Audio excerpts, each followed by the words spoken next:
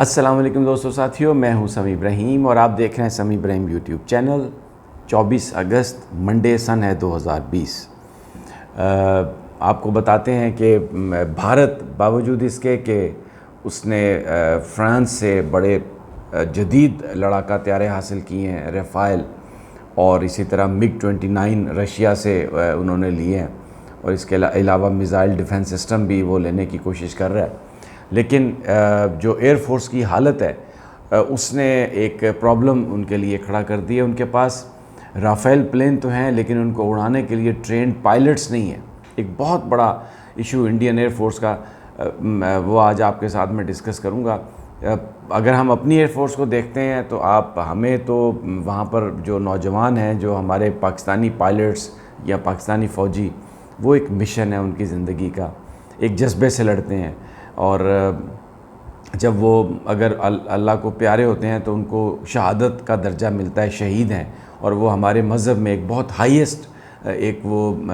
اللہ تعالیٰ کی طرف سے اعزاز ہے۔ لیکن جو انڈین ایئر فورس میں جو لوگ کام کر رہے ہیں، انڈین ملٹری میں جو کام کر رہے ہیں، یہ ایک پرابلم آ گئی ہے کہ وہ کیونکہ صرف پیسے کے لیے، ایک اچھے لائف سٹائل کے لیے وہ نوکری کرتے ہیں۔ جب آپ نوکری کرتے ہیں ایک لائف سٹائل کے لیے، اچھی زندگی گزارنے کے لیے، کہ آپ کے پاس بنگلہ ہو، گاڑی ہو، آپ کے بچے اچھے اسکول میں جائیں، آپ اچھے گھر میں رہیں، اچھے میس میں جا کے آپ کھانا کھائیں، ویکیشنز ہو، تو یہ سب ایک دنیا داری ہے نا۔ تو پھر ان حالات میں جب یہ آپ سب کچھ حاصل کر لیتے ہیں تو آپ کا مرنے کو تو جی نہیں چاہتا، آپ زندہ رہنا چاہتے ہیں۔ تو اگر جنگ ہو جائے تو پھر اس کا مطلب ہے کہ وہ جس کے لیے آپ نے نوکری کی تھی، اور اگر آپ اس جنگ میں مارے جائیں تو وہ سارا کچھ تو ضائع ہو جائے گا۔ اس کے مقابلے میں اگر آپ دیکھتے ہیں تو ہم مسلمانوں کا عقیدہ یہ ہے، حیات بعد الموت، کہ اگر ہم اپنے وطن کے لیے، اپنے دین کے لیے لڑتے ہوئے اللہ کو جان دیتے ہیں تو وہ شہادت ہے، اور اس کا ہمیں ریوارڈ ہے۔ اور اسی لیے آپ دیکھتے ہیں کہ پاکستان میں جب بھی کوئی ایسا واقعہ ہوتا ہے، جب بھی کوئی یہاں دھرتی کا سپوت قربانی دیتا ہے، چاہے وہ ایئر فورس کا پائلٹ ہے یا وہ فوجی ہے یا وہ نیوی میں ہے، تو اس کے خاندان والوں کو اس پہ غرور ہوتا ہے، اس کے گھر والے بھی اس کو ایک بڑا آنر سمجھتے ہیں۔ لیکن یہ جو سینٹیمنٹ ہے، اس کی وجہ سے انڈین ایئر فورس کے پاس ایک تو رفائل جو نئے جہاز، ان کو ابھی 5 ملے ہیں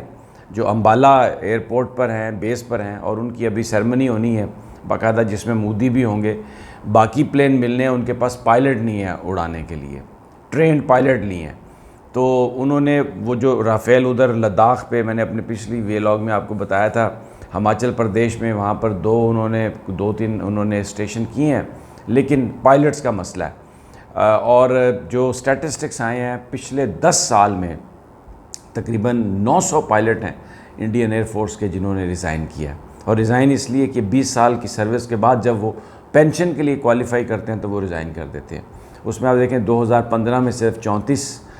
پائلٹس جو تھے انہوں نے ریزائن کیا، 2016 میں تقریباً 100 انڈین پائلٹس نے ریزائن کیا، اور پھر 2017 میں 134۔ تو یہ تعداد بڑھتی جا رہی ہے جیسے جیسے انڈیا پاکستان کے درمیان ٹینشن ہوئی، اور اب جو چائنا کے ساتھ ہوئی ہے، تو وہاں پر اب یہ سچویشن ہے کہ وہ وہاں پر ان کے پاس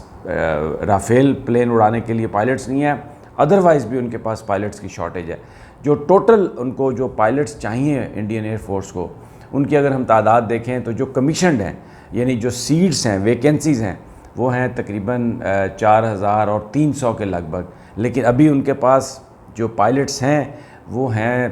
3800 کچھ۔ تو اس کا مطلب ہے کہ ابھی بھی کوئی 350-400 کے قریب پائلٹس کی سیٹس ان کے پاس ویکنٹ ہیں، اور ہر سال لوگ جو ہیں وہ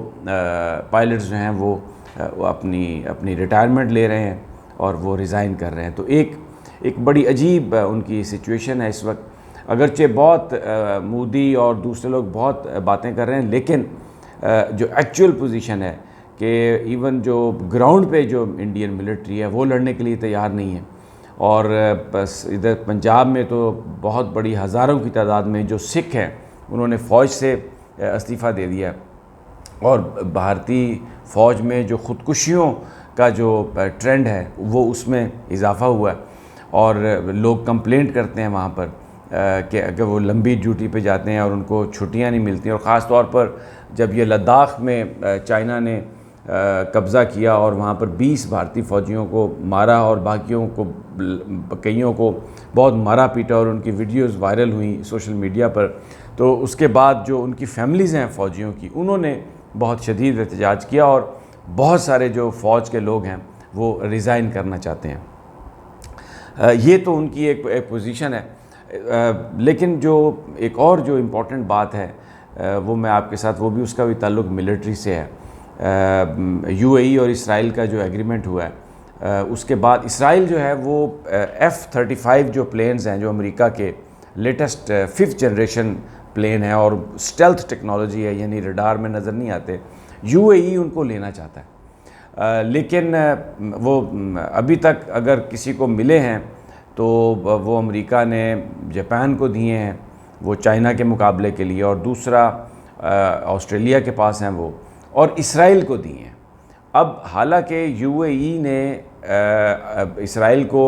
کر لیا ہے, ریکگنائز کر لیا ہے, ان کے ساتھ ڈپلومیٹک ٹائز وہ انہوں نے بنائی ہے, لیکن اس کے باوجود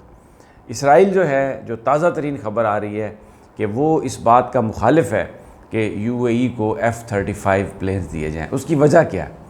اس کی وجہ یہ ہے, اسرائیل یہ سمجھتا ہے کہ اگر یو اے ای کو F-35 پلین جو ہیں وہ دے دیے گئے جو اسٹیلتھ ٹیکنالوجی ہے, تو وہ ٹیکنالوجی پاکستان کے پاس چلی جائے گی اور پاکستان سے چائنا کے پاس چلی جائے گی. اس کی وجہ وہ یہ بیان کرتے ہیں کہ جو یونائٹڈ عرب ایمریٹس کی جو فوج ہے, ملٹری ہے یا ایئر فورس ہے, اس کو ٹریننگ جو ہے وہ پاکستانیوں نے دی ہے, اور ہزاروں کی تعداد میں وہاں پر پاکستانی ایئر فورس اور پاکستان ملٹری کے لوگ وہاں پر ڈپلائڈ ہیں. بلکہ جو یونائٹڈ عرب ایمریٹس کی جو ایئر فورس ہے, اس کے جو پہلے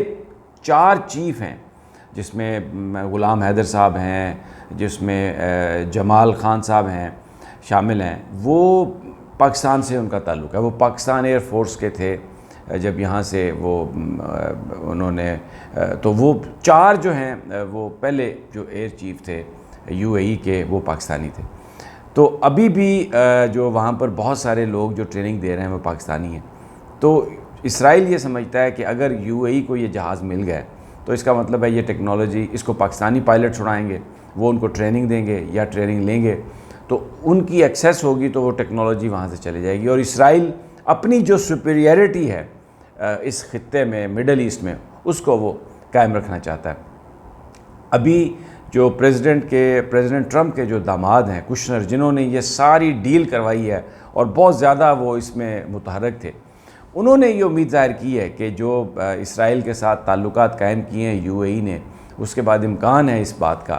کہ میں بڑا پر امید ہوں کہ یہ جو F-35 پلینز ہیں یہ مل جائیں گے یو اے ای کو. لیکن اسرائیل نے ابھی بھی اس کو اپوز کیا ہے, کیونکہ وہ یہ سمجھتا ہے کہ اس سے جو ٹیکنالوجی ہے وہ پاکستان اور چائنا جا سکتی ہے. آپ اندازہ لگائیں کہ پاکستانی پائلٹس اور پاکستانی جو بہادری ہے, جتنے یہ پاکستانی ذہین لوگ ہیں, اسرائیلی اس سے کتنے خوفزدہ ہیں اور